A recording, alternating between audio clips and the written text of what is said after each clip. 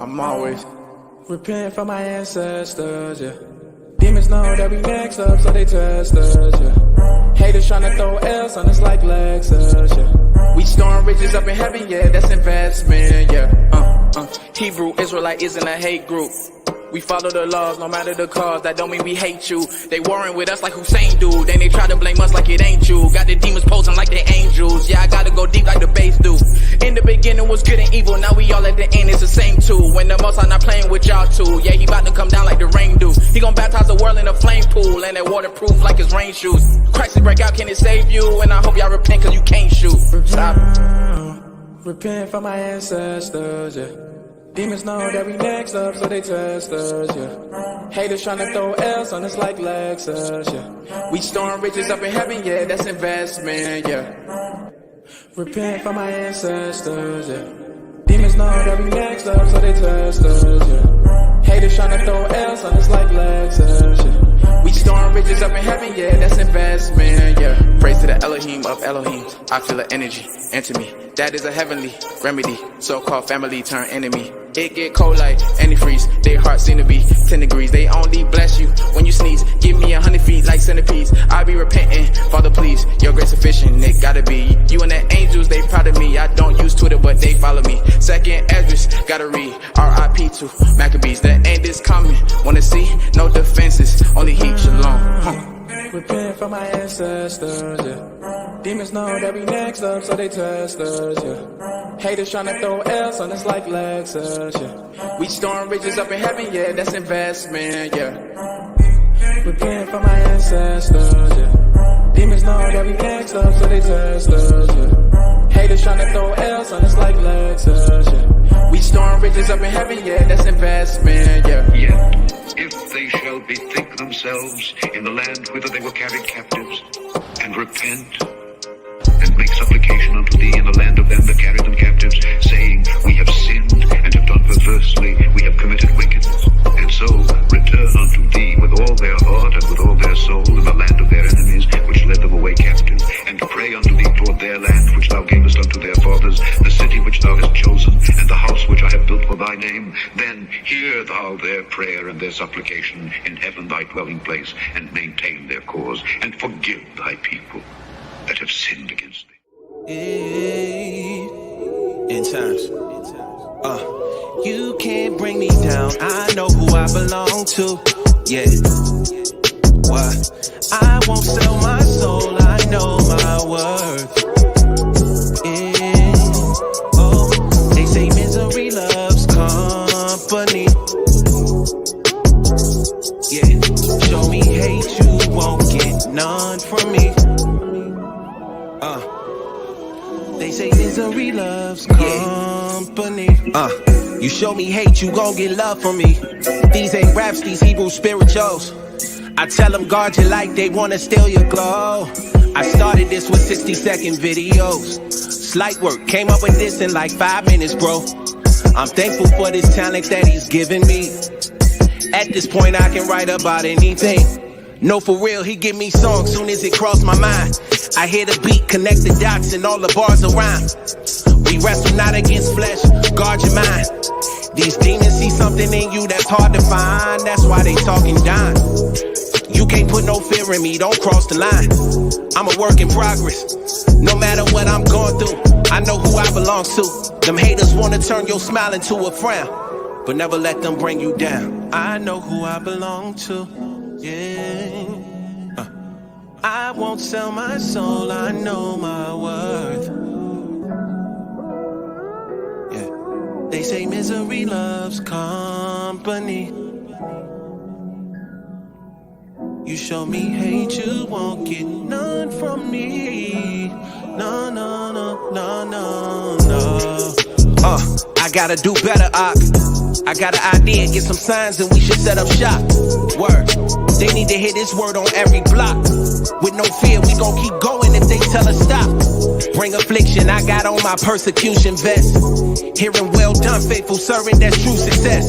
Faith and works, he'll do the rest. It's now or never, even through trial and error. Said he would never forsake me and I don't doubt him ever. I pray his mercies are newer as every second passes. He gave us second chances, I can't take your grace for granted. that would be tragic. When it's said and done, no matter what I'm going through, I know who I belong to. Finding creative ways to get the youth to listen to songs about biblical laws and our Savior's crucifixion. Enter the kingdom as a child. He gives grace to the humble, but he resists the proud. Never let them bring you down. Yeah. In the day, how you gonna act? Shalom. All right. Shalom, shalom, shalom, y'all. Shalom. It's Michael Israel. You're watching Spiritual Combat. And as you can see, we have a great show for you today. We have Elder Mitchel here from Straightway, Kentucky. We're going to be discussing a lot of topics today. And the underlying theme is just going to be the seriousness of the times that we are in now, and really how critical it is that brothers and sisters really are obedient to the word. But with that said, Elder Mitchel, I'm gonna hand it over to you to just give a quick intro and to say shalom to the saints. So I'm gonna hand it over to you. Hey, hallelujah, hallelujah. So, I'm wrapping things up. So it seems like I just stay going. But man, hey, blessings to all the saints, blessings to all the righteous, man. Blessings to all the brothers and sisters out there, pastors, elders, teachers, deacons. Hey, happy to be on the show. Happy to be feeling better through the grace of the Most High. And I'm just happy to be part of the show, man. So I'm looking forward to the questions. I'm looking forward to getting into some of the things that me and Mike have discussed already. So, yeah, man, let's get it, Mike. All right. So what I have, some of the stuff we're going to be hitting today is we're going to be covering, we're going to watch a couple parts from a video that Pastor did today, and we're going to discuss it. Pastor's really dropping a lot of making a lot of heavy points today. And then we're going to discuss health, stuff like that. We're going to discuss community, and we're going to hit on a whole bunch of things. But Elder Mitchel, over the past, over the period of time, I say the past 5 years, because I came in maybe about 4 years ago, but over the past 5 years, just discuss some of the growth of your community, Straightway, Kentucky, because I know, it's been very inspirational just watching you take that land from nothing on it at all to when I came over there about a month ago, maybe 2 months ago, it looked like a city. Literally, you making that statement is amazing because when we have concrete truck shows up, we have this one old guy. When he comes out here every single time, he says, "Man, you got a little city out here."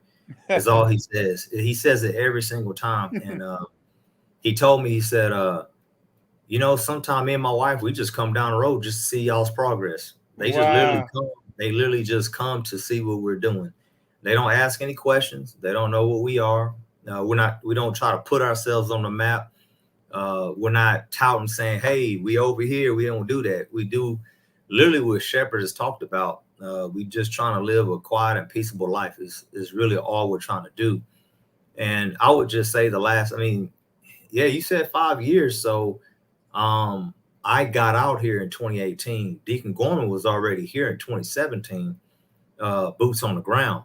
And yeah, that right there, that photo right there is our middle pasture. That's pretty much where the bulk of the community is being built up right now.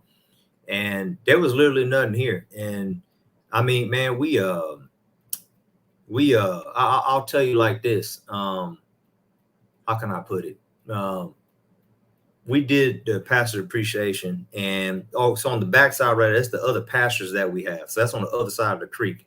Yeah, so there's 3 pastures on the other side. So total is 85 acres. But we have the first pasture, which you see right there, where like some of the stuff is built. And on the opposite side, there's 3 other pastures over there that we hadn't even really started working on. So, and y'all willing. And just so y'all know, these but while we were setting up for the show, these are the earliest pictures we could get, but because all that he built, he put on there, but it was There's absolutely nothing on there when he there's got more. them. I haven't. Yeah, this is So I haven't. I wasn't able to really dig up a lot of the newer photos, but I really need to make some videos. Is what I need to do, because there's so much that has been done since. And when you get so busy and you're actually a working pastor, always says he's a working pastor. Well, I'm a working elder, literally, and so sometimes it can be very, very difficult, really, to kind of get these videos up and stuff. So. Those are the early. Those were like maybe the first 2 years, first year that we were here. But anyway, when we had the pastor appreciation, we played a video clip, and I did not think that that video would touch me the way that it did, man. But I was boo-hooing like a baby because I'm sitting here looking at literally a man's work. I mean, this is life's work is what they did, and it was just nice to see. It was beautiful to see. And I thought about what we're doing, and we're literally doing the same exact thing. And I'm able to do, we as a group, as a men, as brethren, we're able to do it at a faster rate, at a faster pace, because of the example that we already have sitting in front of us, which is the hub where Pastor Doll is. And I'll just say it wasn't easy. Right now I'm sitting in that little pad right behind a group of men. I'm literally sitting in that building right now. And the building to the left, right there, a little small one, that's a little building. That's our first block building. Shepherd told us, I think back in maybe 2019, 2020, he did a block land class at a Tabernacles, and he said, y'all start small, do something like that guest house at the top of the hill. And that's exactly what I did. That's a 16 by 16. And I just went 10 feet high with it. And that building right there taught me a lot. Even though I already laid block with Pastor and the brethren at the hub, just doing it on my own with him not here, with no brethren that have experience, just me being literally chief builder. And mind you, I wasn't much of a chief builder, but of us that were here, I knew exactly what to do. And that building taught me a lot. But we're doing it definitely from the ground up, from the example that he's shown us. And it's been a pleasure. It's been a joy. It's been a lot of sweat, a lot of tears, a lot of blood. Like literally, I mean, when you hear people say sweat, blood, and tears, it's been sweat, blood, and tears, like no lie. And I would say probably the most difficult thing that the most difficult thing that I've done, I would say, had to be doing the fence. Fencing was probably the most difficult thing, driving them, posting to the ground by hand, digging by hand. It had to be the hardest thing. But, Yah's good, and he strengthened our hands. He's blessed the fruit of our hands, and I just thank him for it, man. He's blessed the fruit of our bodies, the fruit of our fields. I mean, he's blessed our vineyards, our crops, everything comes up. It's just been amazing. So, and I wouldn't take it back. There's things I would do different, but that's everyone. It's like 20/20 hindsight, right? Pastor always says, do a shower house first.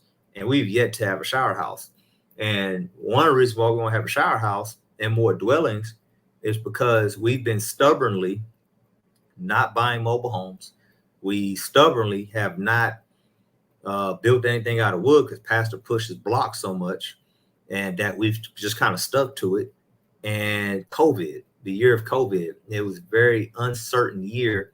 And because of that, we focused more on fence, gate, chicken coop, raised bed gardens, just storage room, being able to have a storehouse that we can go to. So we focused more on doing what the community needed as far as grid down, shit hit the fan type stuff. You know, we were thinking going without, and we didn't want to go without. So therefore, we focused more on preparing for if, you know, we had to last 6 months to a year, you know, without things being normal. We just didn't know. It was a year of uncertainty. So now we're back on the ball, and we focused on doing a home. I've halfway finished my house.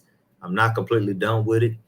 We're currently focused in on our dining hall slash tabernacle and kitchen and all that.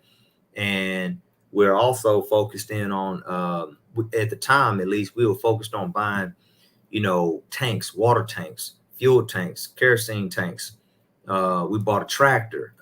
We bought 15-passenger van. We focused on purchasing assets to help us make money, focused on our business. So it's been a roller coaster ride, but it's been a beautiful ride nonetheless. And I definitely wouldn't change it. And I'm happy that we have multiple communities that I can actually glean from. I can glean from the Hub, no doubt. I glean from Elder Rufus when I go to Straightway, Georgia. I glean from Pastor Miriam when I go to Goshen. And even Elder Kabir, when I go up, I take away whatever it is that they do. And I try my best to take away that which is good, like the word tells us. So, yeah. So that's what these 5 years been like. It's been an iron sharpen iron, man. With the people, it's been iron sharpen iron, literally, because, you know, there's something intimate about living under one roof with other families, other brethren, other sisters. There's a level of temperance that you have to have, self-control.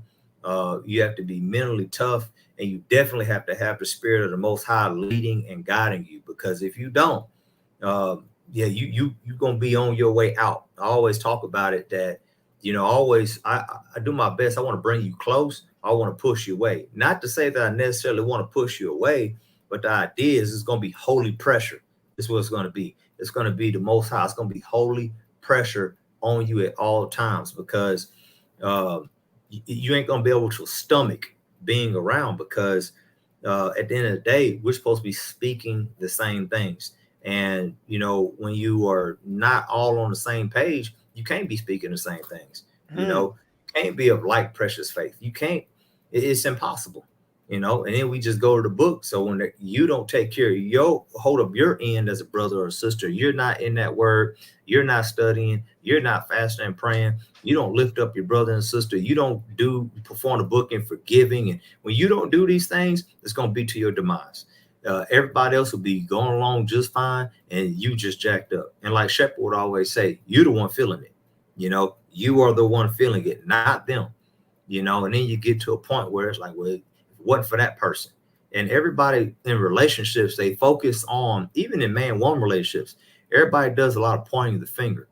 But not many people sit back and say, okay, let me just remove all these things that offended me about this person. Let me just remove all of that.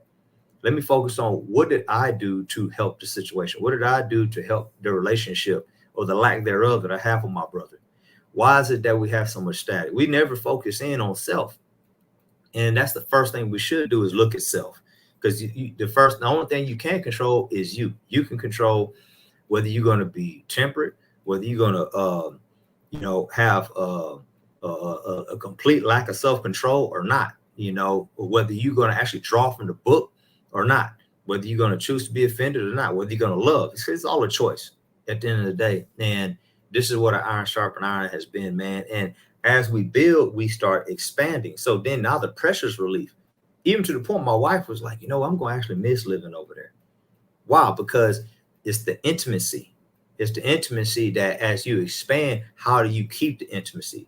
And that's why one thing I love about the Hub is, and that I think everyone should take away, is we all meet together to eat, whether it be breakfast, whether it be breakfast, dinner, whether it be, Blog Talk Radio, different shows. We got, Lions Den now. We got this show right here, so any show that, that we have within the ministry, we can actually come together in one common place, just like we do on the Shabbats, right? In the tabernacle or in our living rooms, and we're together. And so the idea is the more that we're together, the more we can iron sharpen iron, the more that we can get this love thing going. You know what I'm saying?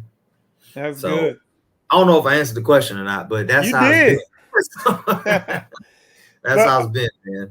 I see somebody put a statement here. I'm gonna put it up on screen for you, out of Mitchell. You could maybe respond to what they said here. They said, I learned so much watching these discussions and the videos, but I would be blessed optimally if I had the opportunity to learn among the brethren. This is my desire. So, Okay. what do you say to that, Elder? I got something for it. So move. That's all you gotta do. Put one foot in front of the other and get around the saints. You got to get around the saints, man. Sometimes, we have, don't get me wrong, there are some legit obstacles in some people's way, but are you actively working to get around the people? Are you actively working to get around the saints? Let's say, for instance, when we're from Texas, the whole group here's from Texas. We literally have possibly only one family here, bro, that is not from Texas. Brother Jeff and Sister Michelle. Outside that, every single person here, they have literally followed me and Teacher Greg up here, all of them, even to the point where, when Teacher Greg was leaving Houston, as part of the original group, we had two brothers. They said, you ain't leaving me behind. They came up. We got an old woman, Mom Rhonda. She says, you ain't leaving me behind. She found a way, called me up. Where should I look? Told her exactly where the small town we live close by. She found a place and we helped her move in. She's living in a dwelling in town right now. And matter of fact, she's here all the time. She's here sewing for the children. She's here chopping and chopping up lettuce and green beans and bell peppers and all this stuff for the community for cook days. And we have another family, the Harris family. They came up right after as well. So they all followed us up. I hate to say it, the last fiasco that we had concerning the Dallas assembly, we've literally had two young men, brothers. So I don't know that man's situation, but we got two young brothers. One's named Zach, one name's Josh. They literally called me up and said the same thing that brother just said right there. They said, this is our desire, to get around the saints. We want to get around the brethren. And I said, really? They said, yeah. And I didn't tell them to come to me. I said, pick a community and get near them. I said, you can get near, you got Straightway, Georgia, you got the Hub, you got Pastor Corey in them, you got Goshen. I mentioned Wisconsin. I said, you got us here. I said, hey, man, just how about this? The best thing you can do is come visit. I said, how about that? And I always point people to the Hub. I said, go to the Hub first. Go there. That's where it all starts. It all starts from there. I never promote Straightway Kentucky East. Come here. Come. I never do that. I never tell people to come here. What I tell people to do is go to the Hub. I actually promote other communities. Then what ends up happening is because they're talking to me, they said, you know what? I've been talking to you. It's been a joy. And if anything, I want to come visit you. I said, well, that's your choice and decision. Then next thing you know, they called me back and they said, hey, can we just move there? And I was like, you ain't come to the land, but you can get close by. And so I asked them how much funds they had, and I kind of helped orchestrate it because this was their desire. So they told me how much money they had. I talked to them about jobs.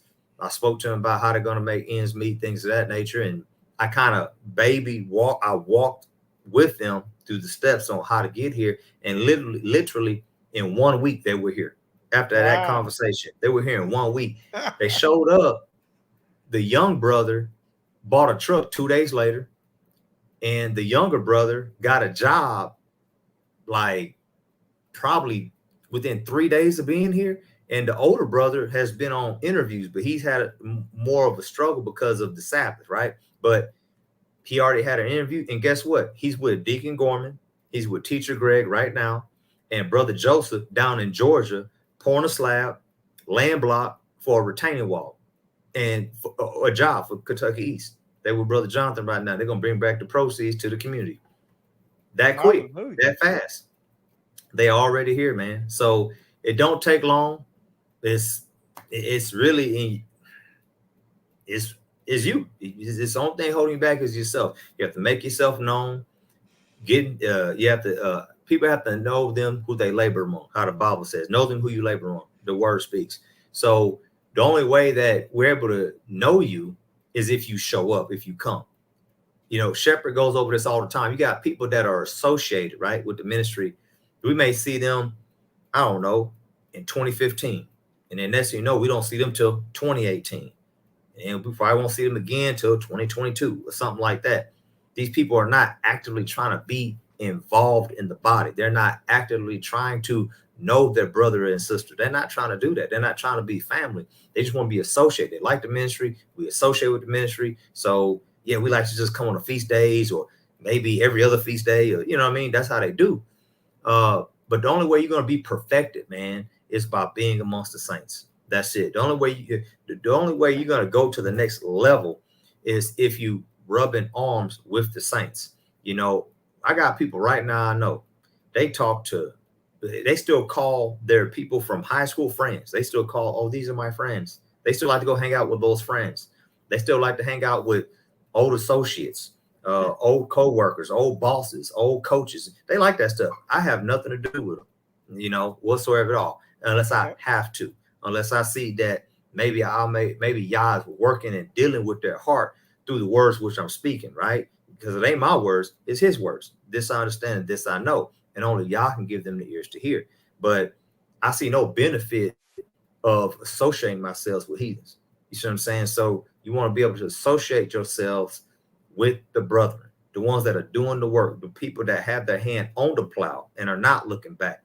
You know, I told these young brothers, I look forward to them going to the hub.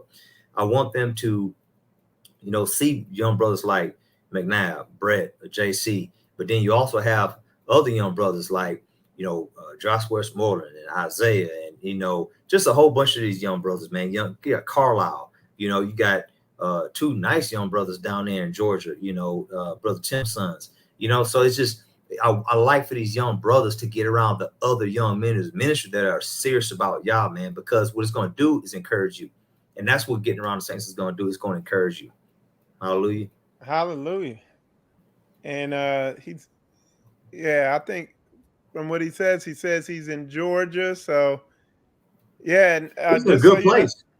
Yeah, he's in a good place. I mean, I don't know if he's met Elder Rufus, or if you want to make yourself known, get with Elder Becker, man. Elder Becker put you in contact with Elder Rufus, or maybe try to reach out to Elder directly. I'm not sure. You know what I mean? The protocol has always been call the diner hall, leave a message for Elder Becker.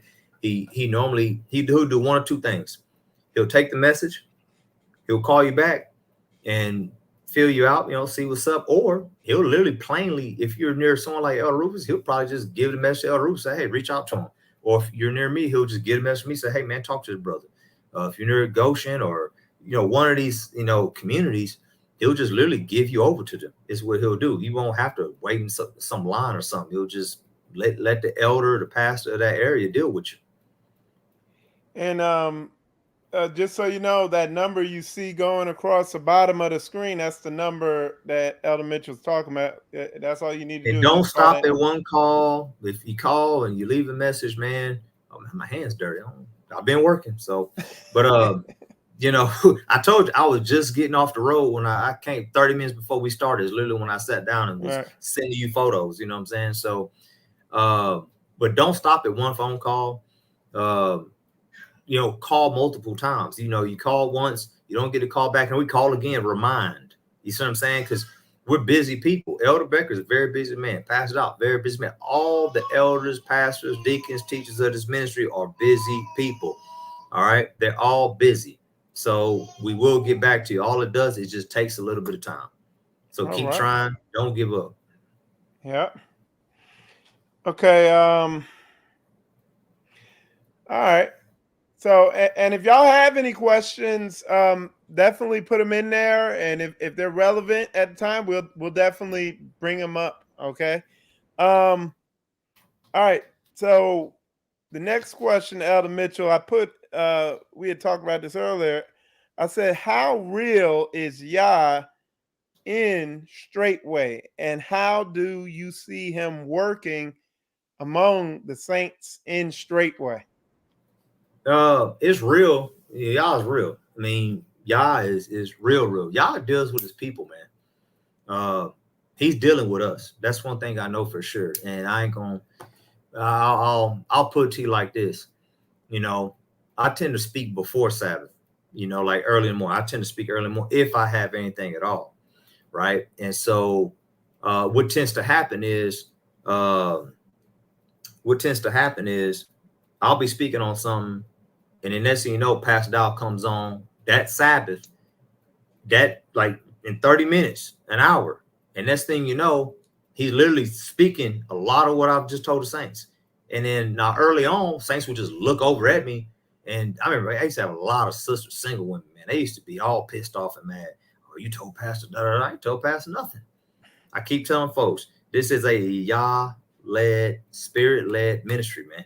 This is a spirit-led ministry, whether you like it, believe it, or not. And we literally, I mean, just small things. I mean, you know, my issue I just had, Mike, you know, I mean, I self-diagnosed myself, but literally had the brothers lay hands on me. And as they went over my backside, over my kidneys, it instantly I began to feel pain in my kidneys, you know, because I'm thinking that they're not working or filtering properly. Boom, it started hurting right away. It was just Yah just working, man. That's all he was doing. I had a sister come to me. Hey, I'm feeling XYZ. You know, okay, cool. Lay hands on her. Oh, my daughter's feeling this way. Lay hands on the daughter. Boom. She came back. She said, I didn't want to bother you last night, but just let you know, Elder, once you left us, everything went away. All the pain went away. We feel totally fine. And so one thing that just sets, I'll just say this, what happens with us, you know, us as a ministry, y'all dealing with us because we're literally setting the captives free. You know what I'm saying? Deliverance goes forth. Hands are being laid on and people are recovering. You feel me? And this is what happens. And, you know, I can remember when I first came around and I first began to hear this type of preaching and teaching. And, you know, I just remember saying to myself, because in my mind, I was raised and not raised, but I would just say as a youth in my early 20s and, you know, teenage years, I used to see a lot of things that maybe we teach about. I viewed it as being false. I viewed it as being fake or not real. And I can remember just saying to myself, I'm just going to believe what this man is saying. I'm talking about Pastor Dow and the elders, all the teaching that is going for. I said, I'm just going, because there was nothing else, right?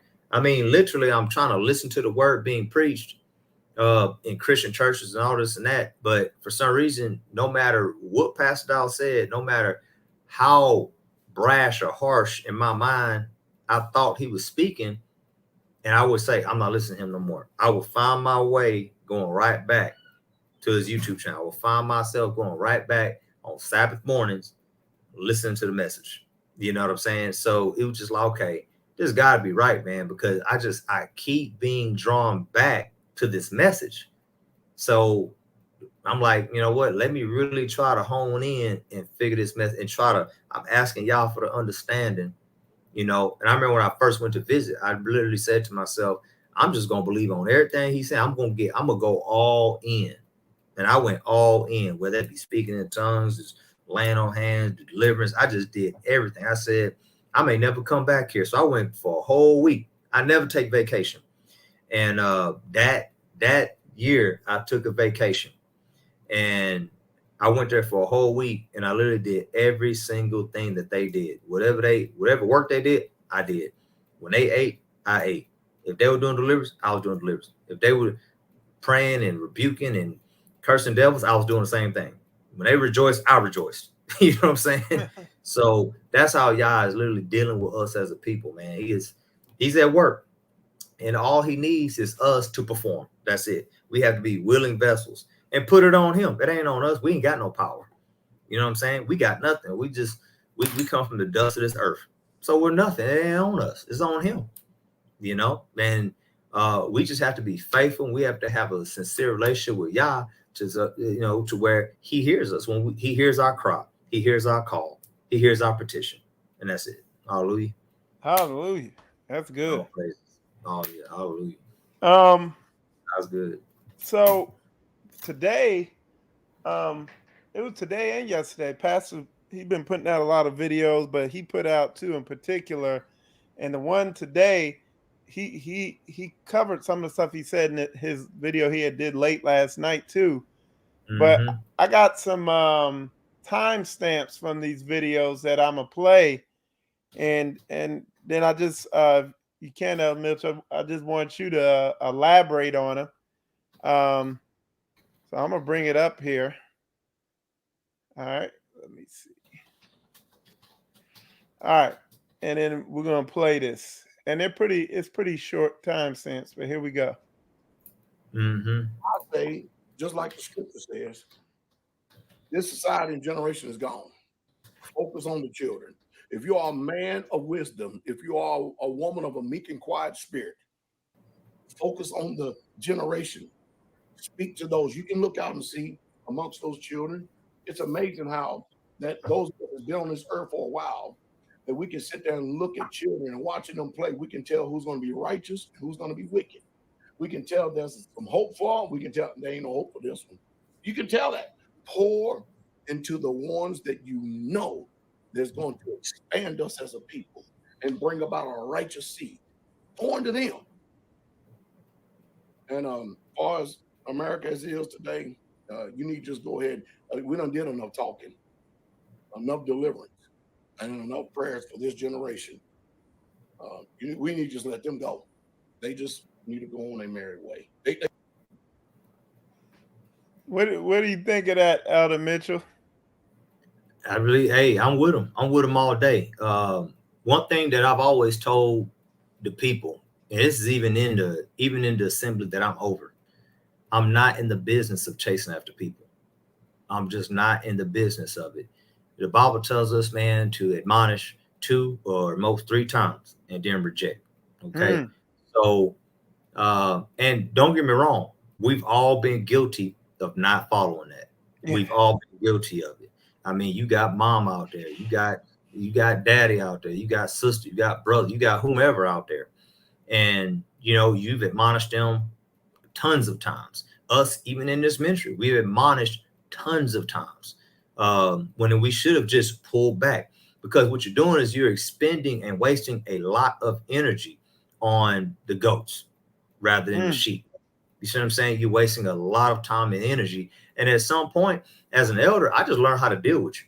I just learned how to navigate around you. That's it. Because there's certain things you just ain't going to change, you know? And let me, because that's going to hold your thought right there, because that's going to bring us into the other video that he did, or the other timestamp I have. I'm going to play that real quick. And yes, y'all, I turned it up a little bit so y'all could hear it. So listen to this.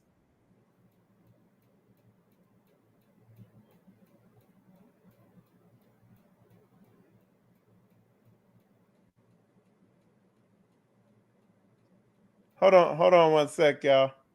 Because I didn't put it up there. I'm not sure if y'all could hear it. No, I don't see it. Yeah. Could you hear it? I couldn't hear nothing either. Okay. If you were playing it, I didn't. Yeah. So, all right, we got it up there now. All right. So listen, y'all, here we go. Only two people out of that generation enter into the promised land. Moses, the custodian of the law, got to see it afar off. That's one thing it's telling you, leaders. Don't let the people cause you to smite the rock. Just continue to keep speaking, because these people are so rebellious and so stubborn that if you don't stay close to the Most High Yah and you end up getting bitter against the people, you end up getting bitter against the Most High Yah. That's the one thing we can learn from Moses. And so, but the Most High did let Moses see the promised land from afar off, and I'm going to put emphasis on it again. There were only 2 righteous people in that generation that entered into the promised land. Everybody else perished. Everybody else was killed. Everybody else was annihilated, except for the children that came from the people who got killed, the people who perished, and the people who got annihilated. I mean, all kind of stuff was going on. Moses, like God, he was challenging his authority. Next thing you know, the Most High had to intervene. He opened up the earth and swallowed up Korah, Dathan, and Abiram, and all the family that appertained to them just because they were related to him. Got rid of the whole wicked seed. And they kept, the Most High kept having to bring the hammer. You mean to tell me that America's not in the same condition? It's not in the same way? How many people out there, not yourself declared righteous, but really truly are righteous? How many of us are really truly slated to go into the promised land? How many? Okay, so continuing on from the last one to this one, right. Focusing on goats, not focusing on sheep, not the goats. So this plays right into it because I don't go chasing. Like I said, y'all gonna give you over to a reprobate mind eventually at some point because, all of us have, I can't say all of us, but I've known brothers and sisters to be in a spot where they finally saw self. And the only way folks gonna change is if they see self. I could sit here and call somebody and I could tell them that, I discern the spirit they may be dealing with, but until they see it themselves, they ain't getting free of it. They will not get free of it because I don't have their agreement. They don't feel that there's nothing wrong with them. There's plenty of brothers and sisters. There's plenty of brothers and sisters that have left this ministry that felt there was nothing wrong with them, that they were okay, that they were good, that they were in the right. You know what I'm saying? And hey, so be it. No big deal. And like Pastor just said, as a leader, you can't let the people just weigh you down. And like he said, just keep talking, right? So for years and years, I would hear Pastor do these diner hall preachers, man. And years ago, he was on it constantly, like all the time, from the time that I met them up until, I don't know, maybe a few years ago, Pastor began to say, that, man, this is the best group of people we've ever had at the hub. He remember him making that statement at that time, or even prior to that. He wasn't doing a lot of diner hall preachings. You know why? Because the spirits were gone.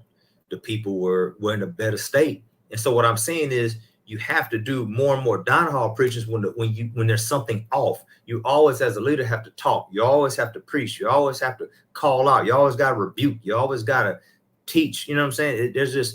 There's room for you to always be talking, but when there's issues and problems and people are just not getting on the same wavelength and they're just not being righteous, it's just more of a reason, and it's going to compel you to have to continue to speak, continue to talk. And what Shepherd's mainly saying is don't give up, don't stop, just keep talking. And this is what I meant earlier when I said I want to draw you closer, I'm thrust you out, because you're going to get tired of hearing my mouth. You see what I'm saying? You're going to get tired of it. And what I mean by that is, I remember I discerned a brother. He was giving grudgingly. He was not a cheerful giver. He was not cheerful to be in oneness with us. He was not cheerful in being communal. It wasn't not his delight whatsoever at all. And so I began talking about it. And even to the point, he got so tired of hearing about community and oneness and togetherness. You got pretty much the whole house. Hallelujah, glory to the King.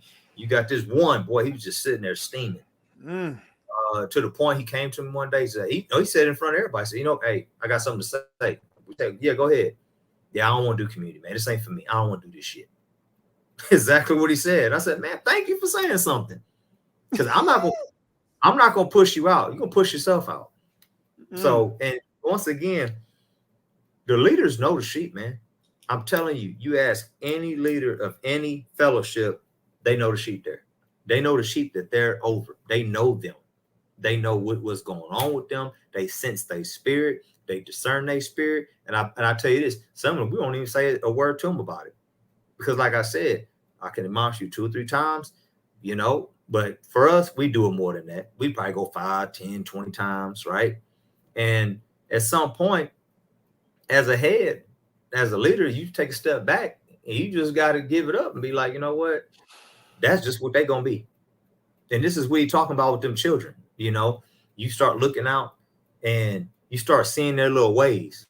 You start seeing there's some sneaky, you start seeing, I see antagonists, you see protagonists, you see, a little line, you see little sneaky ways, you know what I'm saying? You see laziness, you see lethargy, you see some of them, they real quick to just be inside the house. Man, I've literally seen a child hide from work. Literally, bro. I'm talking hiding under steps, hiding behind poles, like I can't see you. You know what I'm saying? So it's like, and I'm gonna go ahead and tell you like this. I've been talking like this for a long time, bro. I've been hearing Pastor he's starting to talk a lot about this too. That's not saying that he didn't know nothing about it, but I guess because I'm on a community where there's a lot of children, right? So I used to hear brothers talk about how they don't care what nobody think. I used to be like, you don't care what nobody think. What you gotta understand is everything that come out your mouth, guess who's giving a testimony to you? Me. I'm the elder of the community. I'm gonna give a testimony to you. Somebody's gonna come ask me about you. You may want another wife. You might want wives for your sons. You might want husbands for your daughters. And hey, that's not saying that I'm trying to rule your life, but I'm not gonna lie for you. If you got if you got a certain type of attitude or disposition, that's gonna be known. And it's gonna be known in the gate. Whether good or bad, it's gonna be known in the gate. Period, point blank. You know, that's why Shepherd I think it was on Sabbath, he mentioned my daughter Abigail about marriage, right? But what I do is we read to her. All right. We read about, and she asked questions. And one day she just said, "What's a maiden?" I said, "Oh, that's you." "Oh, really? Damsel, virgin." "Yeah, that's you." So whenever we take her to Straightway to the hub and she sees these daughters being married off, "Oh, what's happening?" "She's getting married." "Really?" "Yeah." And she heard Pastor even say it. She heard me say it to her. "Yeah, you want that kind of honor? You want a nice wedding like this? Yeah. You got to keep yourself." "What do you mean?" You gotta I'll teach you one day, but the day is gonna come when I give you away. You must be a virgin. You got to be a damsel. You have to still be a maiden. You see what I'm saying? And so that's all in her mind. I don't talk to her about being a lawyer. I don't talk to her about being no doctor. I don't talk to her about being a dentist or a nurse or nothing. She don't get that kind of speech. All the speech she gonna know is what that book say. All she gonna know, you see what I'm saying? So then, therefore, then you start seeing the fruit of it. And so then pastor and elder men, they're able to look out and see, I see her. Oh, I see him. You know, you can start seeing it. And they don't mean that someone can't change. They don't mean, because they're children, right? And as they grow up, you know, depending on what the father or the mother are actually putting in them, you know, we'll see the outcome. At the end of the day, it's going to be on that man of that household and on that woman, the first line teacher, you know, because you can have a righteous brother, you know, whatever. You could have a foul sister. But we've seen where you have a righteous sister, been a foul brother, you know what I mean, that she's married to. So we've seen this stuff before. But I don't let this stuff, I don't fret, put it that way, over the goats, man. I don't let them, they don't get under my skin. I literally just look at it. I literally look for help sometimes. I'm kind of like, maybe it's the messenger, man. I'm like, brother, maybe you can say something. You know, I'll do that. You know, if it's an older guy, I'll say, hey, man, brother, maybe you should talk to them. You know, and it won't even be from this community. It'll be from another community. You know, they'll come to me. And that's another thing. You know, you'll get somebody that's not even on your community will come visit that community and is able to see you. And then out of concern may tell the pastor, they may tell the elder, they may tell the head of fellowship, and they might look at the brother that's close to them like their right hand man and hit him like, what I be saying? You know what I'm saying? Because it's like, I don't even live there, but yet I'm seeing it. Yet I can already discern it. You see what I'm saying? So it's not hard to see, man. It's not hard to see. It's just like the wheat and tares. It's easy and it's clear. It's easy and it's clear. You see those who are striving for holiness and righteousness, and you see those who are not. And you see those who are trying to be together and trying to be tribal, and you see those that are not. You just see it, and it's obvious. Hallelujah. Hallelujah. Did I answer pretty much? Oh yeah. All And right. then we have a question here, so we're gonna put that up real quick. It says, how can you get through the sins of your evil heart that cause other Israelites to distance themselves from you? It's well deserved, but how do I stay fighting as I feel rejected and so hurt? Okay, so she had an evil heart, is what it sounds like, or he, or I'm assuming, I don't know why I'm thinking his daughter said, okay, how can you get through the sins of your evil heart that cause other Israelites to distance themselves from you? Okay, so they saw you. I mean, it's vague because it could have been maybe she ran her mouth, maybe she was a viper, right? Or maybe she no longer feels a certain way. I gave an example about this some time ago. I think I even did it while I was preaching at the hub.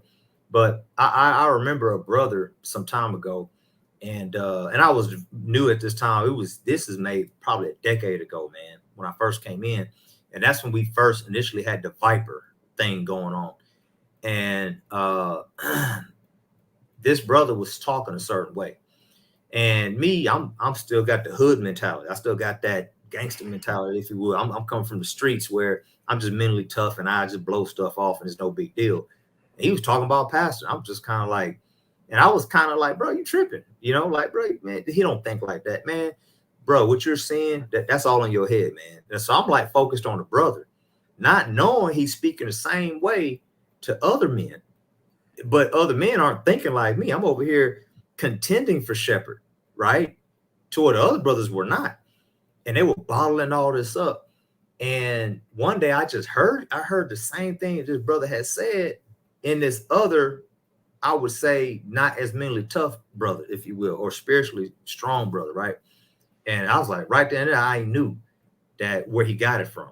I'm hearing you talk, but it ain't coming from you. It's coming from someone else. So I went back to her, bro. I said, hey, man, have you spoken this way to any other person like this? I'm going to remind you a few things you've told me. And I just said, you said this about pastor. Man, you said this about the ministry. Hey, you said this about Elder Becker. And he said, I do remember that. I said, do you still feel the same way? He said, no.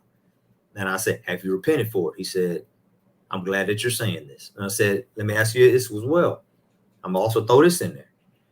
Have you gone back to these people that you've spoken to like this and repented? And have you let them know and informed them that you no longer feel this way? He says, no, I have not. I said, I'm going to hang out with you right now. And my hope is that you do this, because if you don't, I'm going to snitch. I'm going to rat you out. Exactly what I told him. And he said, all right, got it. So the next feast came, and it didn't even take a feast. I started noticing that these brothers were no longer, they wouldn't hurt no more. They were not speaking the same way. So I could tell that he must have repented to him or whatever. And so what I would say to this sister is, man, you got to repent. You first of all got to forgive yourself. You may hate yourself. You may feel downtrodden or whatever, but everything takes fruit. Everything. It takes a while for fruit to mature, because right now there's a preconceived notion upon you based on what you've done, based on what you've spoken. And so you got to first forgive yourself. And then you have to believe that Yah has forgiven you, and you have to walk it out. That's the only way you're going to be able to get back close to that sister or brother or that saint, whomever it is that maybe you want to be close to. You might want to repair a relationship. You got to let them know you're changing and that you're working on self. You got to let them know, and then they got to be able to see the change. And then the brother or sister, they have to allow you and give you an opportunity to repent. Because sometimes, you know, we bad for that, man. We hold grudges. And the Bible tells us, the law tells us, we shouldn't hold a grudge. We shouldn't hold that against somebody. And then Apocrypha even tells us that we should not vex the soul that has turned from sin. So you got to believe on that word. You got to believe in that book and what it's saying. And that sister or brother that you're trying to get close back to is also going to do the book and perform the book as well, and not hold your sins of the past against you. And the hope is that your heart has truly changed, and that it can be shown in speech and in deed. That's what I was. So, but it has to be shown. It's all about fruit, man. Right. All right. And what she put something in it. She said, I push everyone away, even Yah. So sounds like a personal issue. I mean, man, we get some people that, they wear you out in deliverance. And I mean, some people have to just fight. Like, I'm made up in mind that you ever saw an animal that's being hunted, and when their back's against the wall, they could be bleeding out and everything. But man, they got so much fight in them, because, so you got to have that kind of fight in you to stay in Yah. You got to have that kind of fight in you, and you have to have it made up in mind. But there's no discharge from this war, man. There's no discharge in this war. It ain't going to stop. When you was in the world, you ain't had no fight. There was nothing to fight against. You weren't trying to be holy. You weren't trying to be righteous. You was eating hog, ham. You was eating all kind of stuff. You was doing all kind of sins. You was going to the clubs, maybe to the lounges. You was doing your thing. Yeah. The devil ain't bothering you. You good. You doing exactly what he wants you to do. He the prince of the air, man. He the prince of this earth. You see what I'm saying? He has the power to give anybody the dominion if they submit to him. You see what I'm saying? But now you're coming to Yah. So now that I'm doing my best, or I found this place, I want to be here. I want to be in this place. And so you might as well just set your heart for war, period. I don't know if that's in Wisdom of Solomon. I ain't got my apocrypha right here, but man, Wisdom of Solomon, I think it speaks like that, man. And maybe one of the first or two chapters, man, you come this way, man, you get ready. You gotta make a decision to fight. Yeah. It's coming, man. I'm still fighting till this day. I'm still fighting. Yeah. It may look, I'm smiling and all this stuff. Guess what? Pastor Dow, Pastor Muir and Pastor Corey, all the elders, we all still have temptations. Guess what? During the feast, what you see happening on stage, you see elders getting delivered. You see pastors sitting in deliverance chairs, man. You see us getting free. We still deal with stuff too. You know, we still get deliverance. We still get free. I got deliverance and had hands laid on me like 2 weeks ago. Still fight, still in the fight, man. So it is not going to stop. And this is the reason. I don't know the situation. I don't know if they live on community or not. But once again, you got to be with the saints. I always tell people this. I always tell the saints this. I'm safe when I'm with you guys. I'm safe. I feel safe. You know why? Now, I was marching and going hard for y'all by myself. But, man, I'm so strengthened, man, being with my brothers and sisters, man, because it's accountability. Just them being here is accountability. I ain't sinning in front of them. I'm walking circumspect. You see what I'm saying? I want to be righteous. I know that there's so much wrong. I know that all it takes is one to destroy much good. And that enough keeps me in straights. It does. It keeps me on the straight and narrow, man. It really does. So, so I hope that helps her. I mean, it's a fight. It ain't going to go away. You have to overcome it. You have to be an overcomer. Right. You need to get deliverance. If you're not around the saints, you need to get around the saints. You need to get your deliverance. You need to get the counseling that you need. You know, you need to align yourself with solid saints and solid sisters, solid brothers. Like I said, I think this is the daughter of Sarah. So solid women. You need to get around that. You can be strengthened. I care about my sisters, man. I do. I love my sisters. A lot of people don't hear me talk about it, but I want what's best for my sister, man, for real. Right. At the end of the day, I want what's best for my sisters, real talk, all day long, because they're in a subordinate role in the ministry. So I want them to choose wisely. You know, I really do. Whether that be marriage, you know what I'm saying? Just especially when they're single, man, they're by themselves.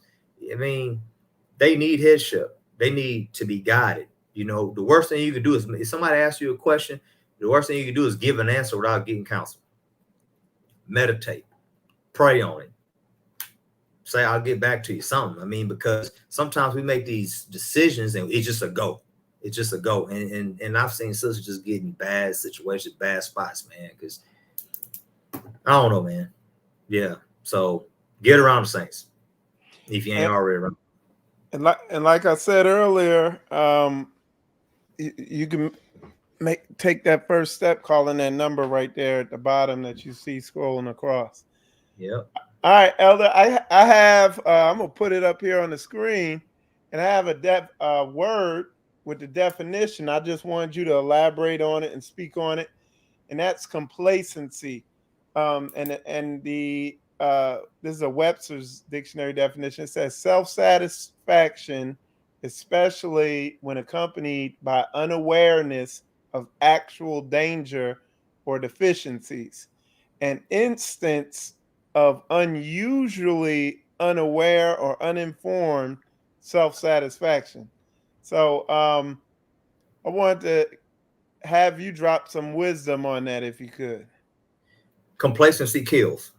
So, and literally, it can literally kill. When you're not sober-minded, and you can get hurt bad. And I'm speaking of this even in a physical sense, but you can get hurt real bad, even in a spiritual sense. You underestimate, Satan. You underestimate his minions and people that are under his control. You get hurt pretty bad. Even we read the book, and even Paul, even Satan was speaking through Paul, right? I mean, not Paul, but Peter. Whenever Jesus had to say Satan, he rebuked Satan, right? So, so we can't underestimate in the spirit, nor can we underestimate, man flaws. You know what I'm saying? You can never be too careful, right? The idea is, like, let's say, for instance, we're on work sites. we're just very safe. We are a safe people. One of the biggest things you hear Pastor talk about, one things you will hear Gideon talk about, Frogman, whenever they're doing even the trainings, man, is complacency. They speak on this stuff. They preach about it religiously, man. And even on a community, man, just being complacent with your actions, being complacent with our tractors and our vehicles and, our tools. I mean, this stuff can hurt you, man. I mean, tractors can kill you. Augers running. Those PTOs are powerful. You not being sober and you being overly confident and not having a respect for what can potentially happen to you, man. It's something serious. And so, but in a nutshell, man, when I think of complacency, man, we have to, and I'm gonna speak from this standpoint as a leader. I feel that it's my job to put certain people in the right place. Because if I can look out and see that somebody is not the most soberest, then guess what? I don't need you mixing concrete.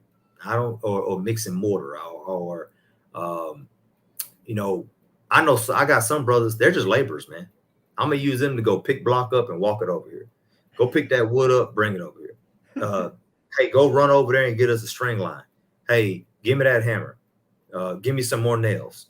These are just going to be guys that's just going to feed me material. I can't, with their mental aptitude, their lack of sobriety and the complacency, I can't use them in certain areas. So you have to save them from themselves. And this is more so the angle I'm coming from. And I thought about even the other videos that Pastor was speaking on. And I've told many men this many times. Can't everybody be, I'm going to use people outside of leaders.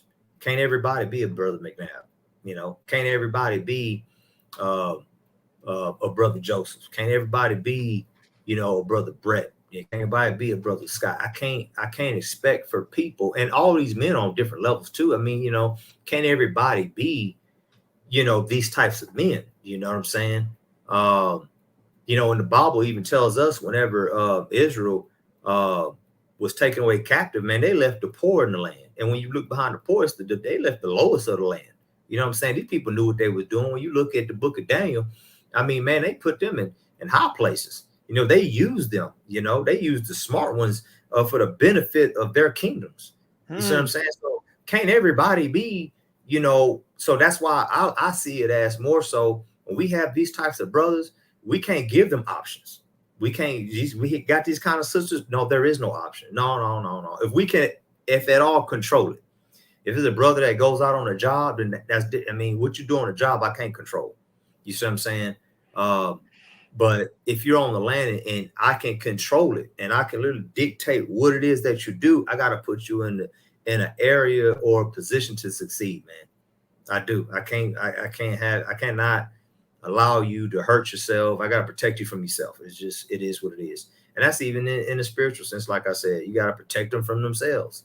That's like, you hear Elder Rufus talk about it all the time. Let's say, for instance, brothers think they want something, you know what I'm saying? But they don't know. They don't realize when we're saying no, that we're literally protecting them because we can see they don't have literally the spiritual stomach to handle what they're going to get themselves into.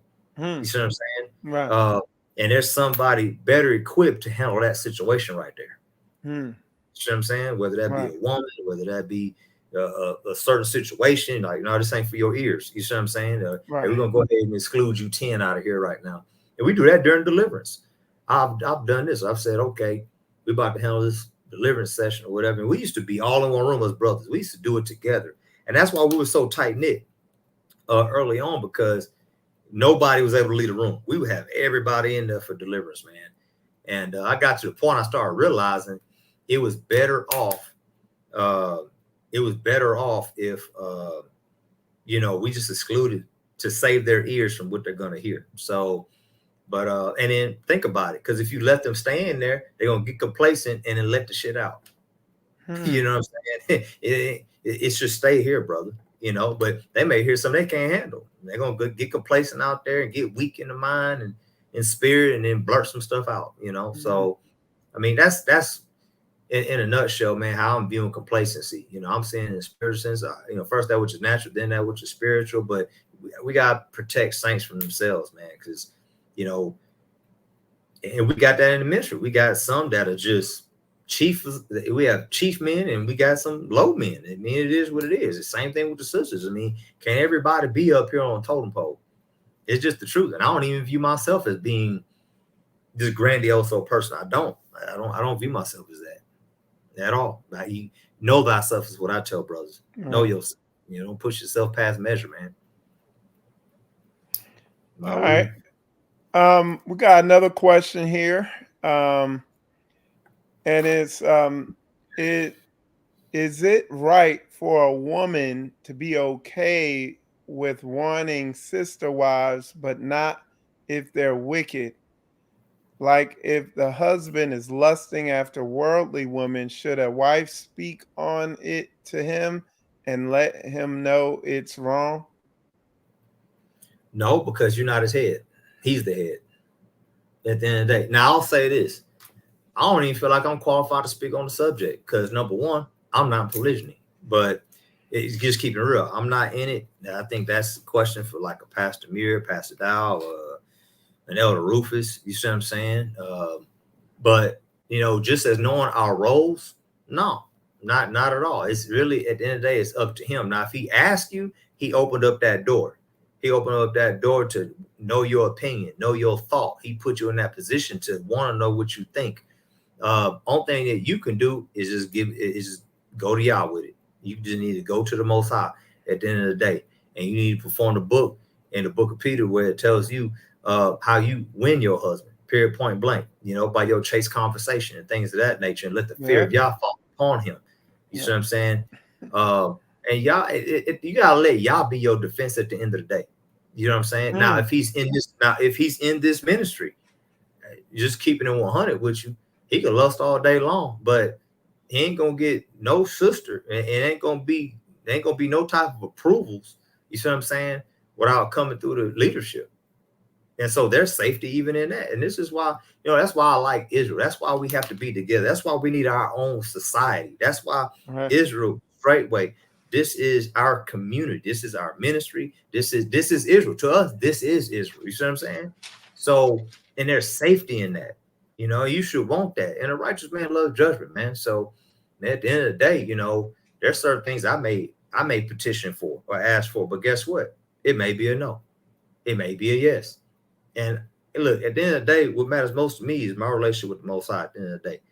I'm not over here drooling at the mouth to get a second wife, to get a third wife, to get a fourth wife. That's just the pinnacle of my time in the faith. You know what I'm saying? No, it's not. You see what I'm saying? I mean, I got the breath of life in me. That's, you know, that's what's most important. I got the Ruach, man, living in me, man, that's leading and guiding me through this life, man. That's what's important. But to not jump off subject, no, I mean, I wouldn't go at him about it. I wouldn't be over there, because then you're putting yourself in a position where you're over here judging and rebuking and correcting and all this and that. But like I said, I think this is definitely something for somebody that's already in it, because they've already went through the steps. You know, they've already made the mistakes. You know what I'm saying? They've already done this thing. But just speaking from purely a standpoint of knowing our roles, no, you're subordinate to him.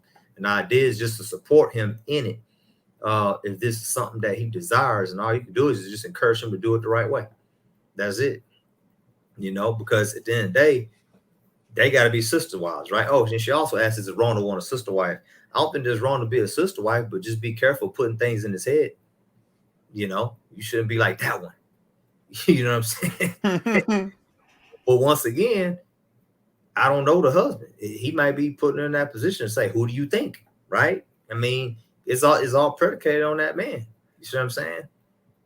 So, but like, once again, I think I should shut up, because, you know, I could ramble about it, but I really believe that, you know, I got 3 other men that come off the top of my head that are just more well qualified and suited to speak on it. Hallelujah.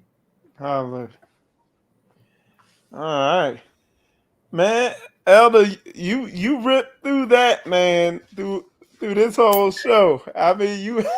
I Hallelujah. Hey, man. It's all good. And we know, man, you ain't one. You don't mix words or anything like that. You be on it.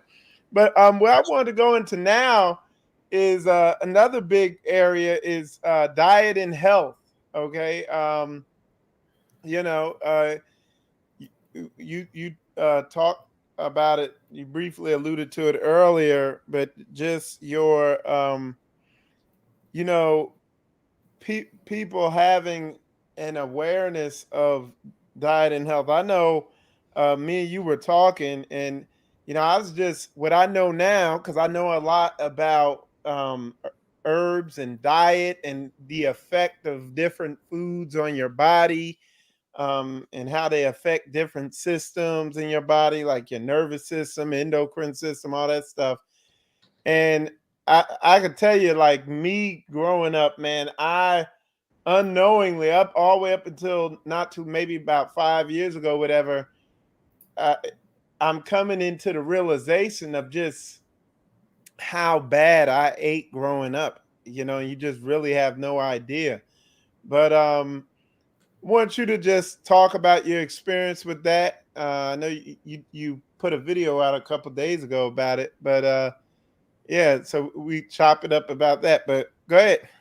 Yeah. So, I mean, once again, I'll just say it like this. It was a self-diagnosis. You do your own research, and what I came up with was CKD/AP. And what that is chronic kidney disease, chronic kidney disease associated pruritus. And the pruritus is called, it's a medical word, but it means itch basically. So it's a chronic kidney disease with associated itch. So it's an itch about it. And I've been thinking about it as I've been, as I've actually been, I don't want to call it recovering because I don't know what it is that I had, but believe it or not, I actually had a saint in the ministry call me. He contacted me and he said, I had the same issue that you described.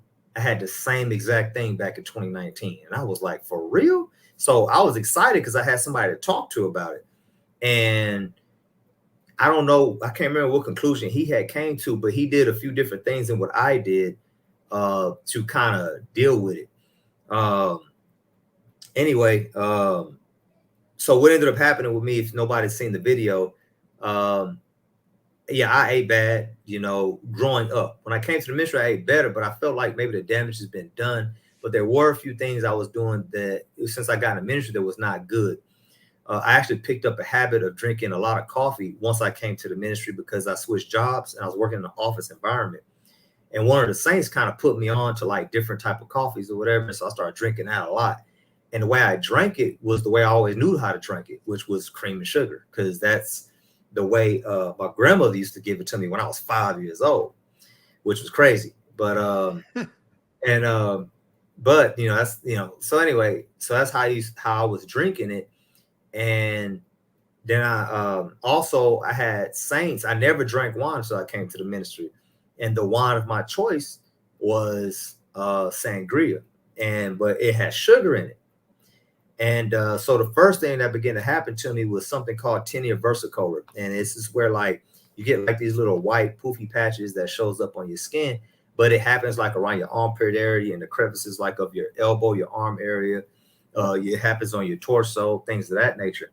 And I had to self-diagnose myself with that because the doctors couldn't tell me what was wrong.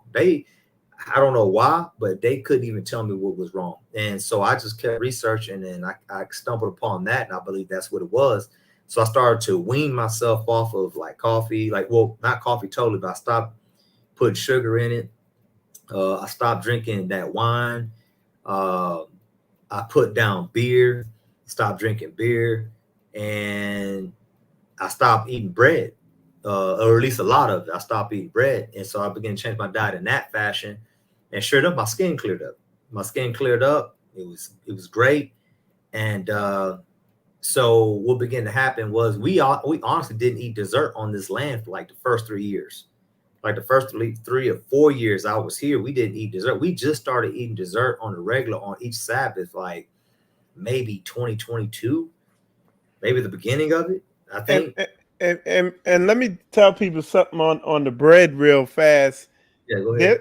There, that people might not know. I know I haven't said this too much, but there there's bread out there that they literally, like the scientists are saying, they literally can't even categorize it as bread because of the way it's made. Like they put so much sugar and stuff like that in. I know they had to do that with what they serve at Subway. So Yeah, a lot of what they're serving today and the modified grains that they use to make these breads, you'd be hard pressed to call that wheat. It resembles nothing anywhere close to what we had in the 1960s and 70s, let alone back in our biblical days, because they've manipulated it so much. So yeah, a lot of times people don't even know, you literally eating some type of um, man-made sugar that just wreaks havoc in your body. But yeah. go ahead, Elder. Yes, sir. So so what happened from there was my skin was great. So we didn't eat desserts at all. And we actually ate very healthy. We had a lot of like chickpeas, quinoa, stuff like that. And what ended up happening was we started kicking up the meat intake and we started kicking up the bread intake because we started working. So, we started laying a lot of block, doing a lot of concrete pads. We just started doing a lot of work. And what happened was the men, and the Saints they were not eating the leftovers. Boy, Saints was fasting because they just wasn't eating. So we started incorporating meat, a lot of meat and bread, so-called breads back into our diet. And then I was still eating pretty good. And then what ended up happening was earlier this year, we started going to these block parties, right? And I wasn't holding back. So from that time, Hey, that hold on. You gotta clarify when you say block party, because everybody don't know what you're talking about. yeah. So They the think you're block. talking about an actual block party on somebody's Yeah. street. No. And so what I mean by block party was cinder block. So we're working, so we're coming together to work together to build a home. We're coming together to build a particular building for that community.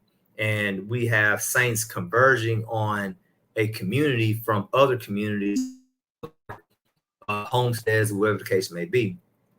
And so we come together and we work. And so what ends up happening is the sisters of that community, the head of that community, he goes all out. They go all out. They make steaks. They frying, not frying. They're baking chicken, and we eating corn and greens and mashed potatoes and breads and I mean the breakfasts are great. The dinners are excellent, and then they coming back slapping us upside the head with snack.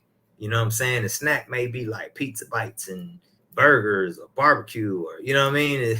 So it's a lot, and then they might hit us with cookies and cakes and pies. You know what I'm saying? And ice cream, and so when I was going at this time too, I was borderline hypertension. The doctor said, but what happened is what I noticed is a lot of us heads of communities, we can be under a lot of stress simply because of everything and the weight that is on us. And what I mean by that is, we may have a lot of stress, concerning just the community in general, the logistics of it, but then also, we got to lead the community, even in a spiritual sense. So, and the community goes as you go.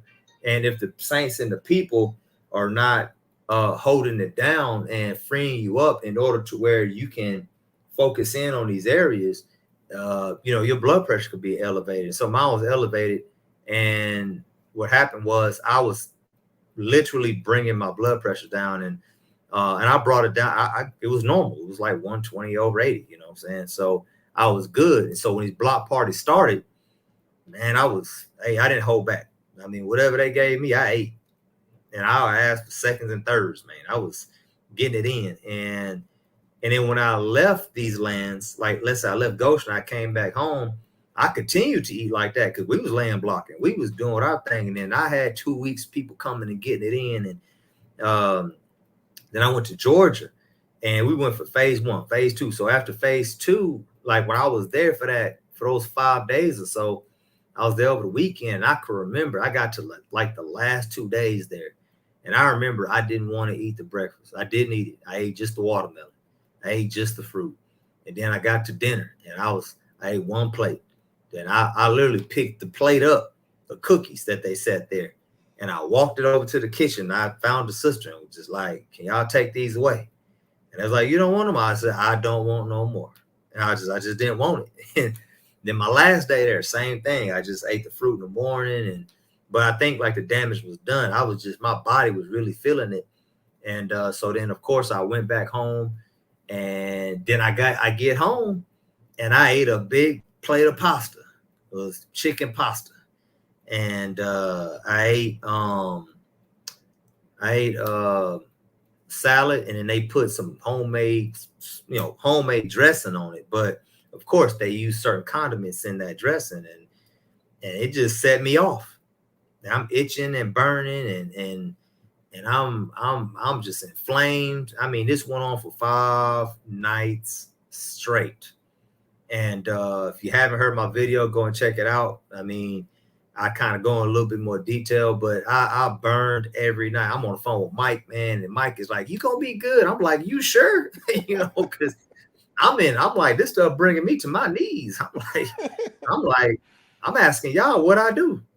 Like, y'all, and what did I do? Like, I'm literally performing a book. I'm thinking of what sin have I committed? Like, but it really, and what I realize is, things can just be natural, and I knew that, but I'm trying to cross all T's, dot all I's, and I'm literally thinking in the spirit at this point, because I'm like, this is crazy. How I go from, hold on, how I go from being perfectly fine to all of a sudden burning up like this and on fire every night, and just, and it got better after 5 days. But yeah, go ahead. You want to say something?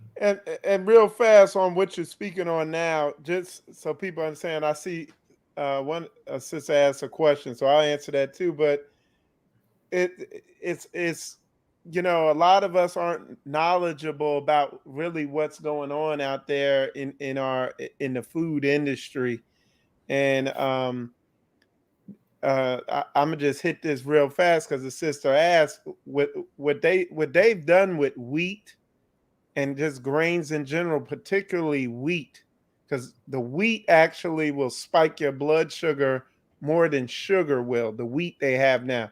And what they've done with this stuff that they call wheat, because it's really not wheat, they've bred it in a way to where the roots shoot down in the soil deeper and the plant grows shorter and faster. It doesn't grow as tall as it used to grow.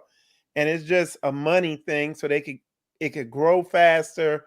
It could survive drought better. It could grow in these soils that they've depleted because they never give the land a rest. So what happens when we consume these wheats, they have proteins in them that your body can't break down. And these proteins look exactly like some of the proteins that your body needs. So your body mistakes them.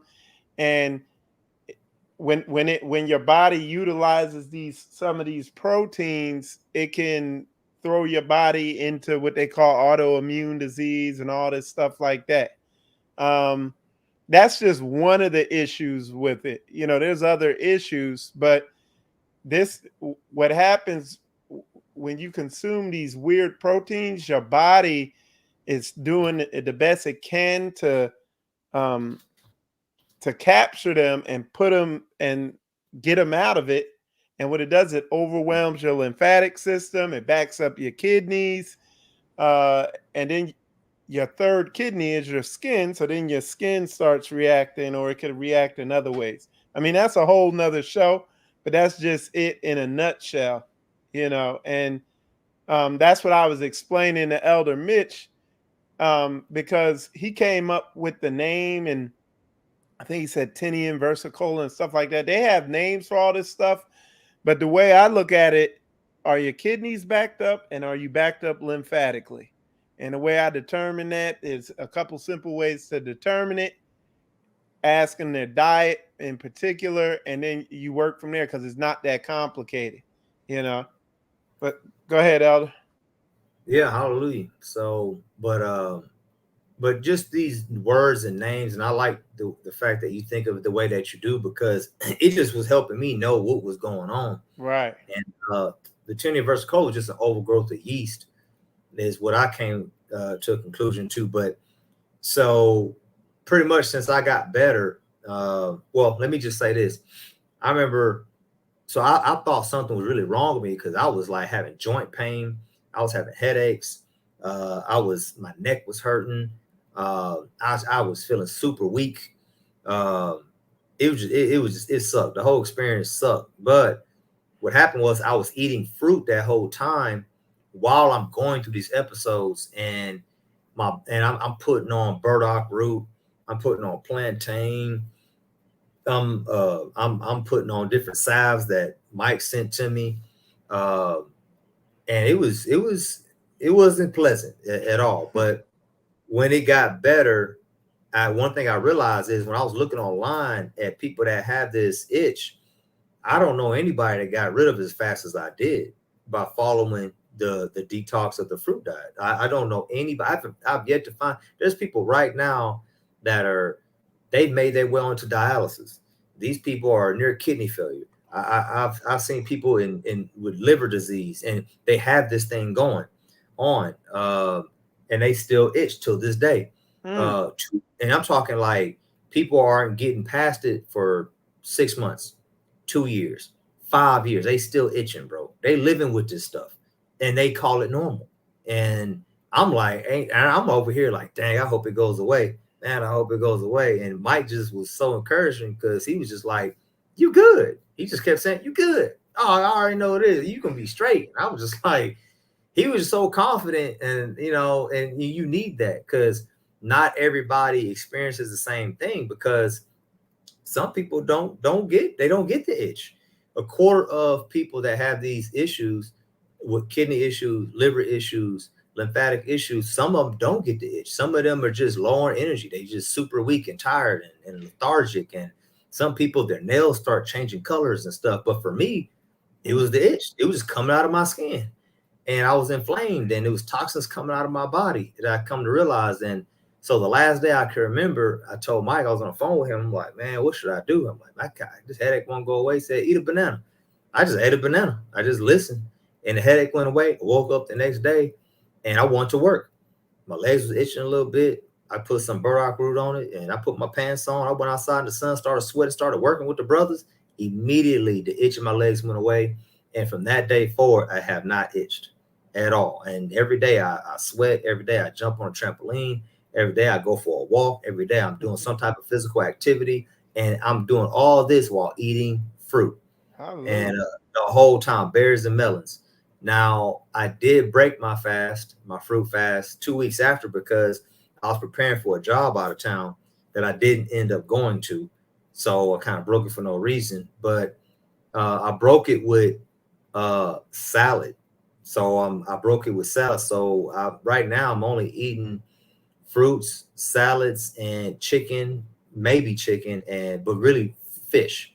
So yesterday we had a Sunday fun day, and I ate some chicken and whatnot they've had on the pit or whatever. But literally, like tonight, I've eaten nothing but fruit today.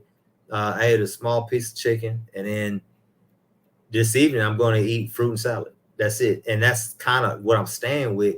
And my urine looks good. That's my only test that I got. But my body feels good. I feel strong. I don't feel sluggish. My body seems that it's just operating optimally now. It's not to say it wasn't before, but I don't have the symptoms. I don't have these issues no more. And once you push through, I say 4 or 5 days on a fast, your body actually settles out. It gets used to it because your body's not used to having to make certain chemicals because of all the junk you was giving it.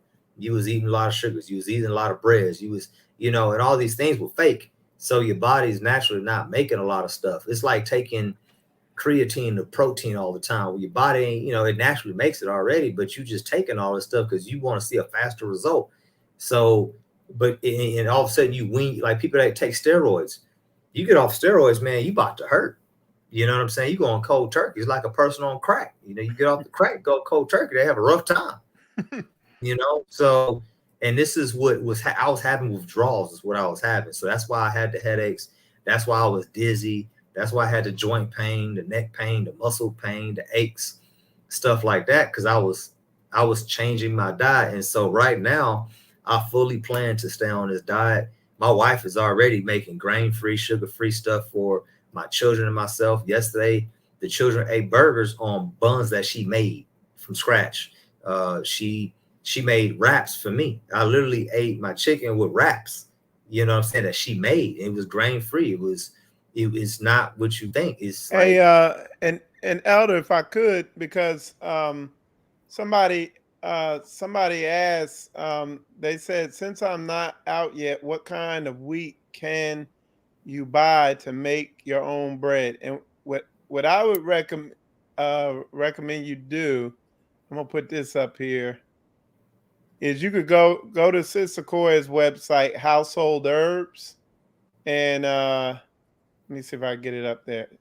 And you could download. It's a free, grain-free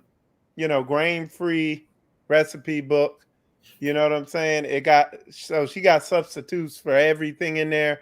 She got grains, stuff that grains you can make bread with that aren't gonna clog up your your lymphatic system and cause you all these issues and stuff like that.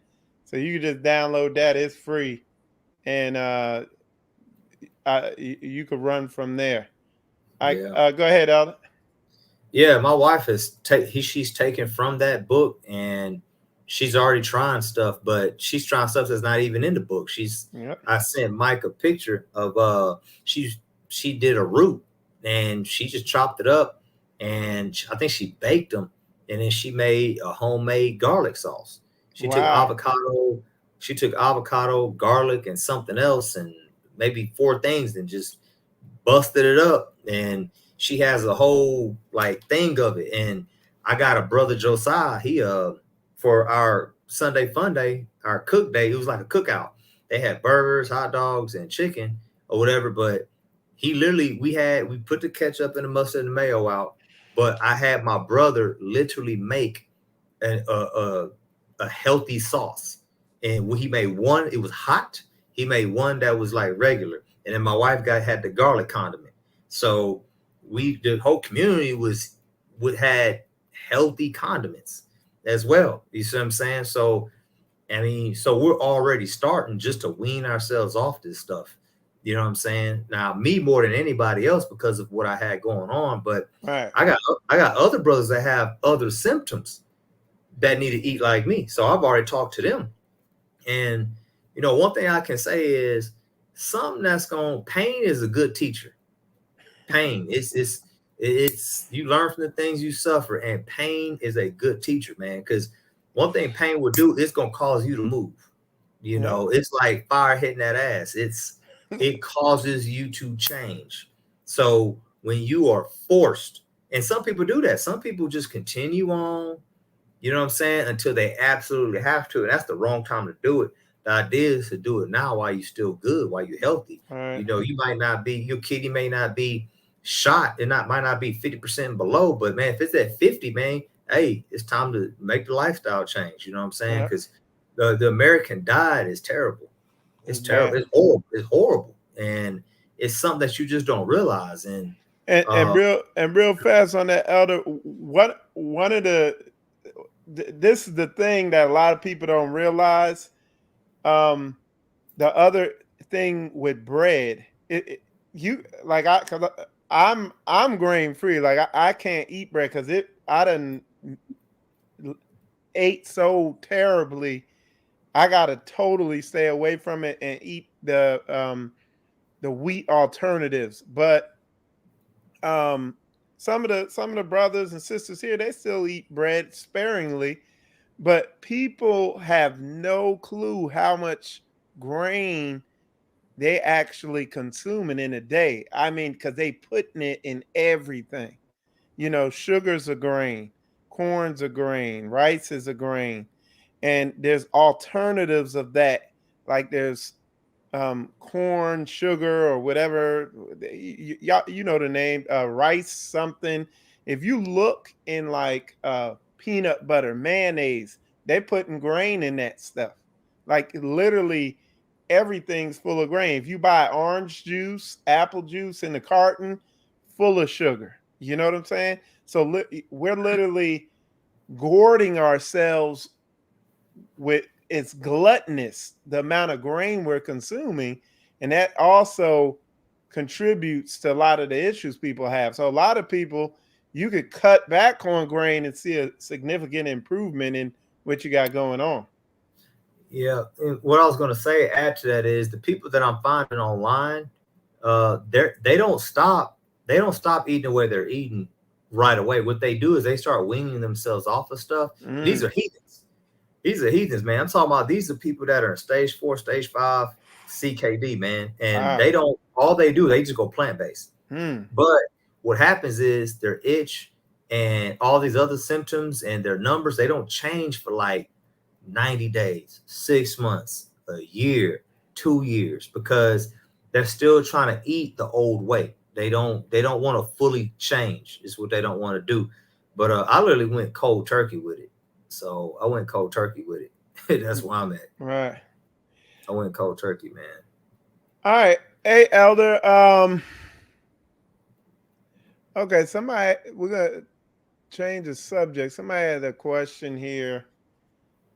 It says, bless you, Elder. How would you advise saints to cry aloud if there is secret love and covering of blatant sin in an assembly? Snitch. I'd rat them out. Call it out. That's what we do. That's what we do. I mean, the Bible says you don't suffer sin upon your brother. So if you are aware of sin, I mean, even the book tells us about that. If you're aware of a sin, you partaker of it. You know what I mean? And you can't be associated. I mean, I think Deuteronomy talks about, like, let's say, for instance, something is evilly gained, right?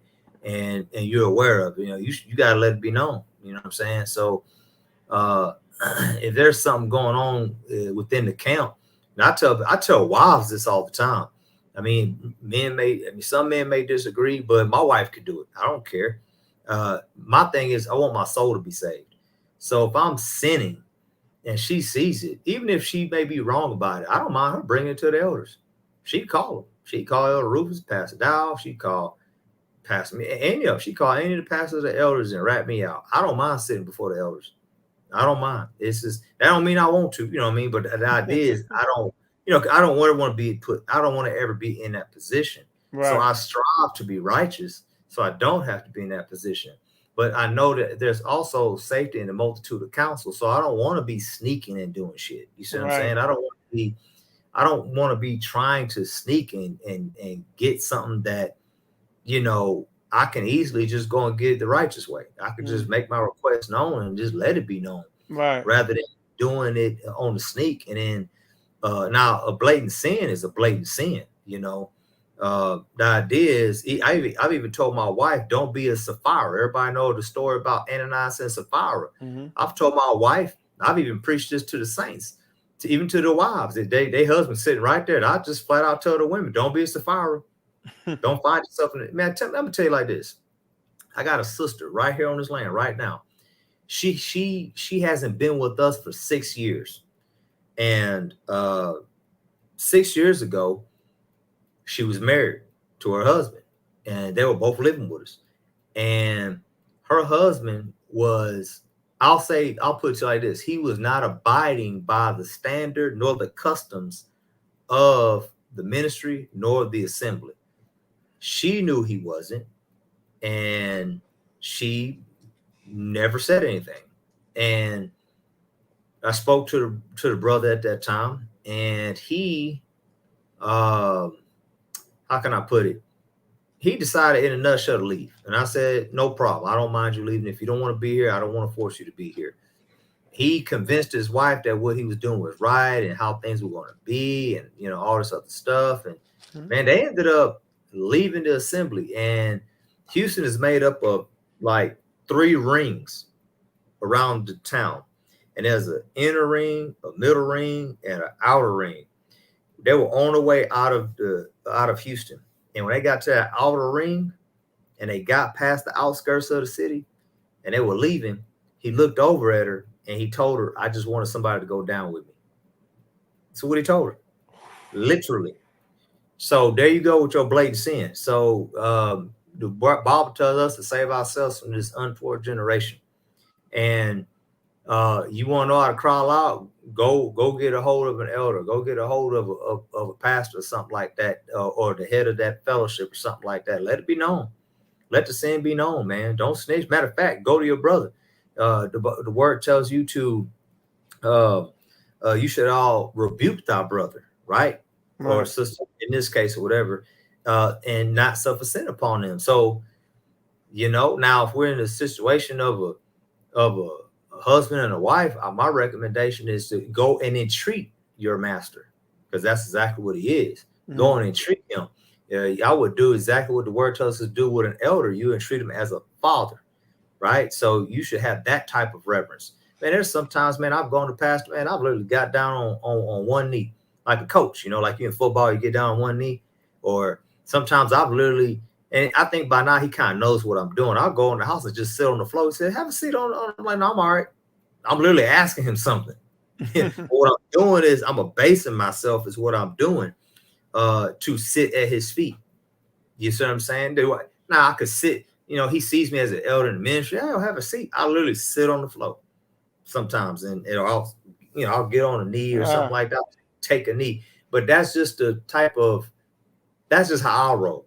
You know what I mean? And if I really feel or believe that I'm seeing something that it is sin, I will go to that person. I will literally go to them, even if it was. And I told my wife, "Come to me. If you think I'm doing something off, come to me. Give me an opportunity to get it right. If you think I'm doing something wrong, and if we're still in disagreement, then let's take it on up.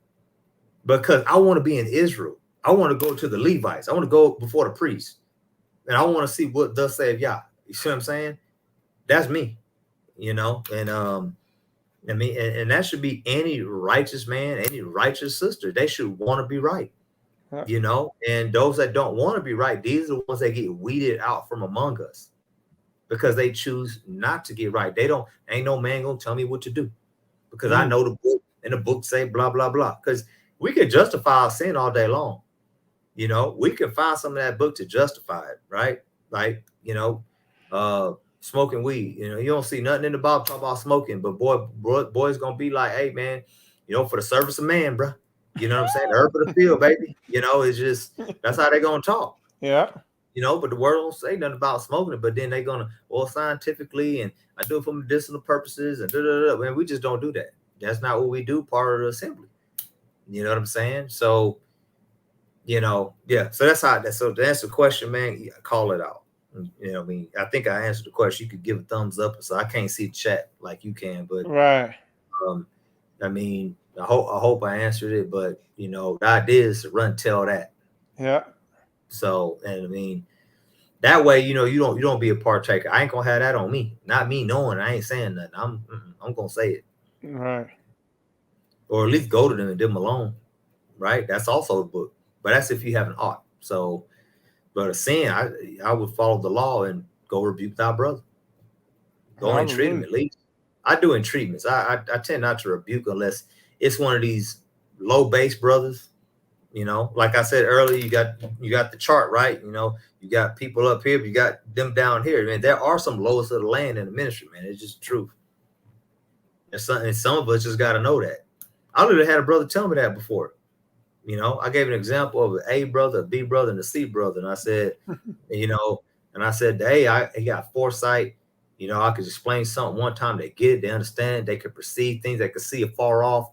They have what's that? When you can see it far off, what's that called? Yeah, foresight, right? I don't ever have to go check back on them. They just report back to me how things went. Then you got brother B.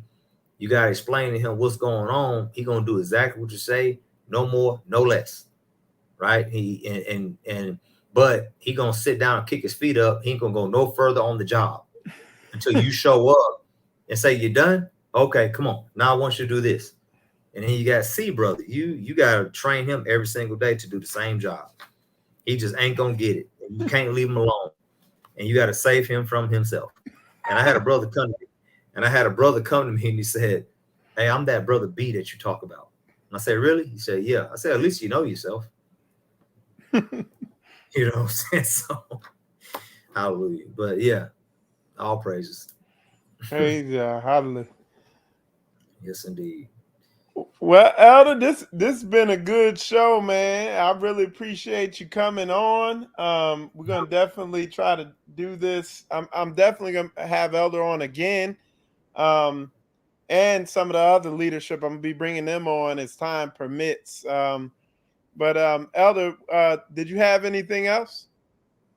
I mean, and my only thing is, man, just, you know, because right now my main thing is, man, I've truly been on one thing I want, and I was gonna make a whole separate video on this, but I'll say it now, man. I had somebody come to me, and and it fits in with what that sister talked about, that daughter Sarah. It kind of fits in with that, you know, and you know, you might as well just get yourself ready for war. You know, saints got to understand when they come this way.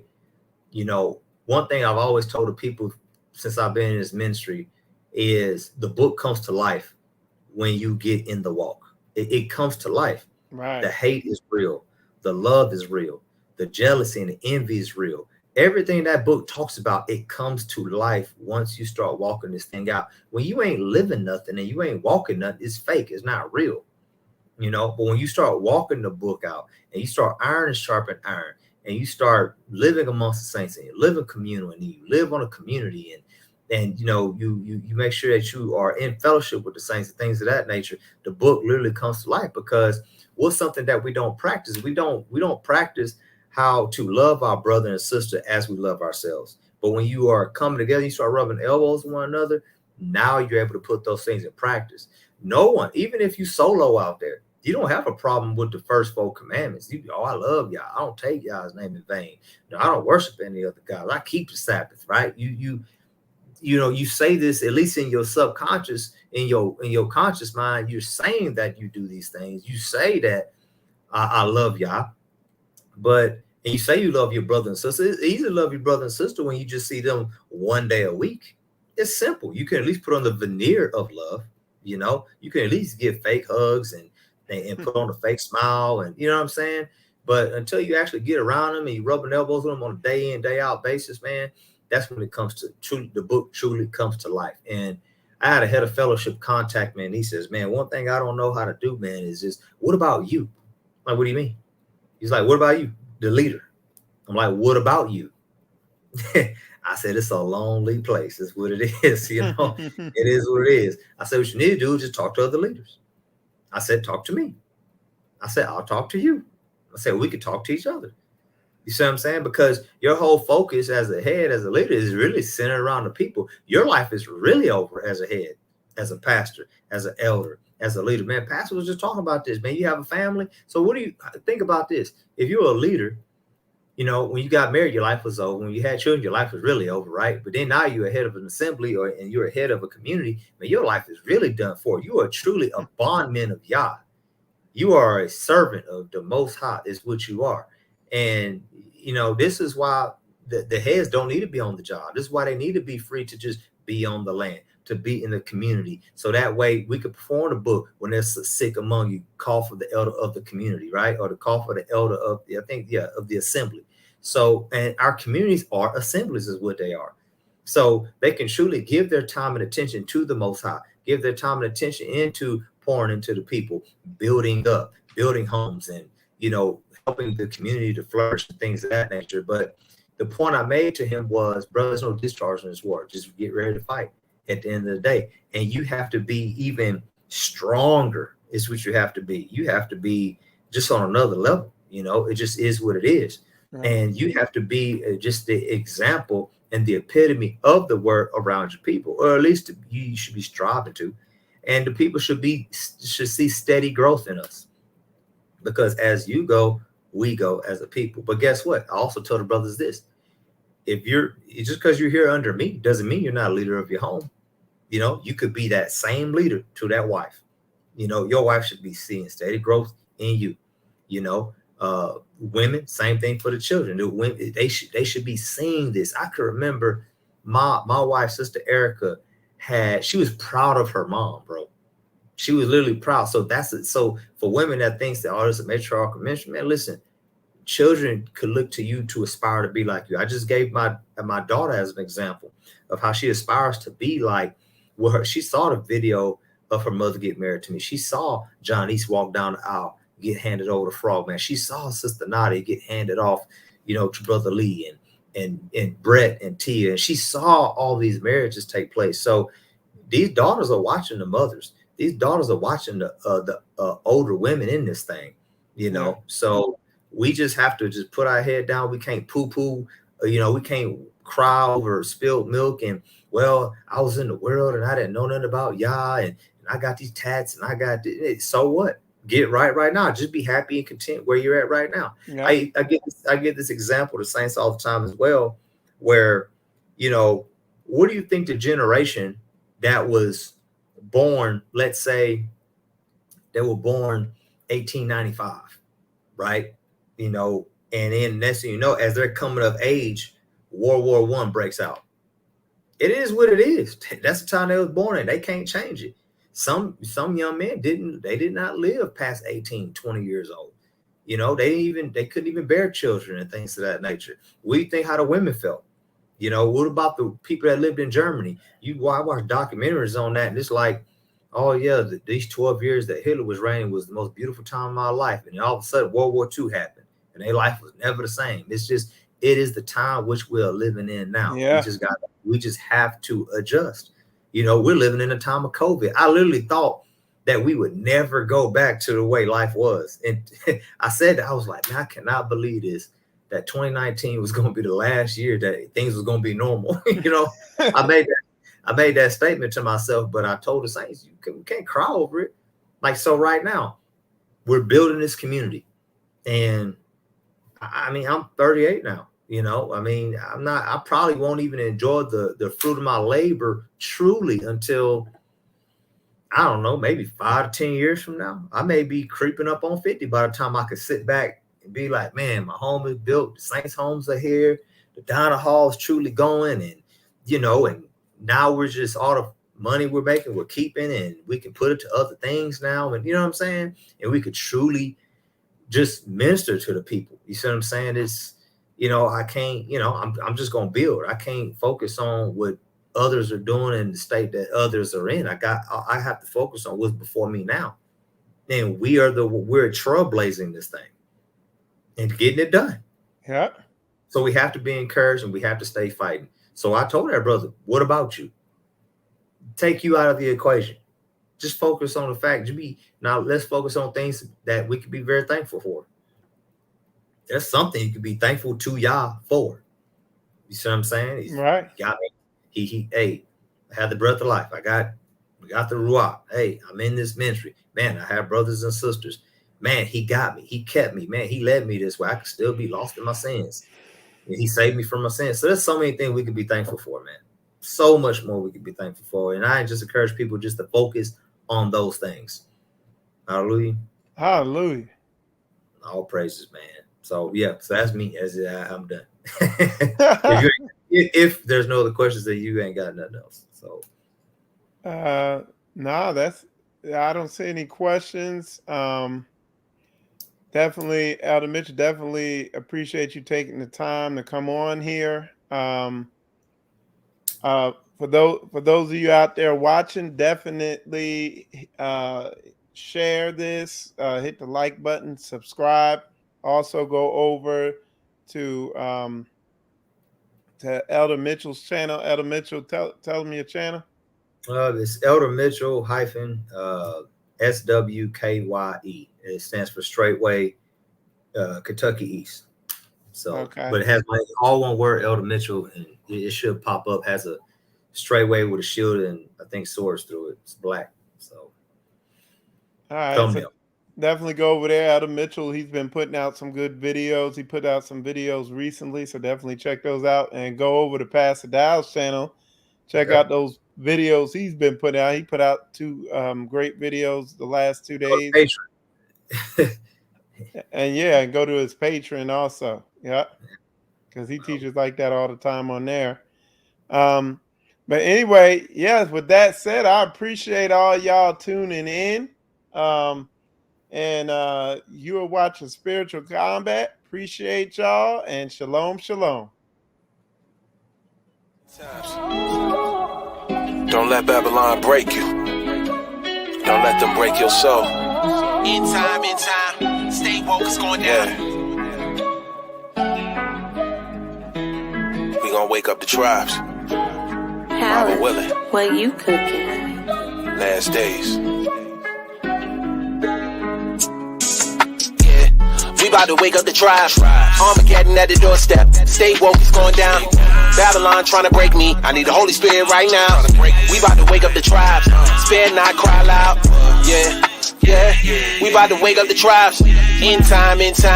Stay woke, it's going down. Babylon trying to break my soul. Holy Spirit, come down. We about to wake up the tribes. Spare not, cry loud. Yeah. We about to wake up the tribes. We in the truth, now they scared of us. They knew that Jacob would rise. We don't want problems, we just want to do the laws, praise the Most High. But if it's on, then it's on. Got angels with us when it's wartime. I pray we get back to Zion. We about to wake up the tribes. I can't fall for no false doctrine. I want it straight out the Bible. Tell me what scripture is that. Give me the truth with no feelings attached. We just gonna give them the facts. Proverbs chapter 6, verse 6. I cannot sit and relax. I had to go to the end. Run it back. I had to go to the end. Couldn't let up if I wanted to. On the interstate, bumping toward two. Not ashamed of the gospel. I got faith, I sure do. Yeah. We about to wake up the tribes. Armageddon at the doorstep. Stay woke, it's going down. Babylon trying to break me. I need the Holy Spirit right now. We about to wake up the tribes. Spare not, cry loud. Yeah. We about to wake up the tribes. In time. Stay woke, it's going down. Babylon trying to break my soul. Holy Spirit, come down. We about to wake up the tribes. Spare not, cry loud. Yeah. If the Father for us, how we gonna lose? Done talking, time to show and prove. No half stepping, I'm a whole brew. Get the beam out your eye. If the blind lead the blind, where we going to? We turn the lines when under pressure. We just been keeping it cordial. They gave us chains in the slave name. Never told us we was royal. Now we getting our houses in order. No religion, I follow the Savior. Only Messiah can save us. Some say it's a fairy tale, but our faith will never waver. Scripts jumping off the pages. What? We about to wake up the tribes. Armageddon at the doorstep. Stay woke, it's going down. Babylon trying to break me. I need the Holy Spirit right now. We about to wake up the tribes. Spare not, cry loud. Yeah. We about to wake up the tribes. In time. Stay woke, it's going down. Babylon trying to break my soul. Holy Spirit, come down. We about to wake up the tribes. Spare not, cry loud. Yeah.